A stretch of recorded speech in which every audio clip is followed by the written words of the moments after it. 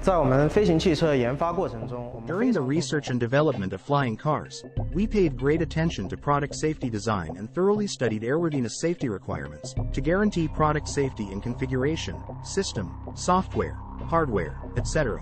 Power is the core system of a flying car. Let's see how we ensure power safety. What if a single power source fails? We designed a dual redundant power system for flying cars.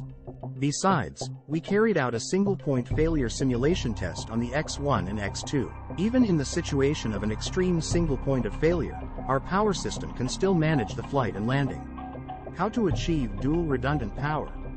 We have an active safety strategy designed in terms of power, for example, battery layout, battery motor fault diagnosis method, and the intelligent power distribution network with redundancy mechanism. Like the XPeng X2, it has a distributed high-voltage power distribution system with 4 battery packs and 8 motors. One battery pack supplies power to 2 motors. This can ensure that even if a single battery pack or single propeller fails, it has enough power to manage the flight and landing. In terms of motor drive, we have developed China's first air-cooled direct drive motor drive with a peak power of 50 kilowatts. With lightweight rigid blades made of carbon fiber, the product has a higher thrust-to-weight ratio and load capacity.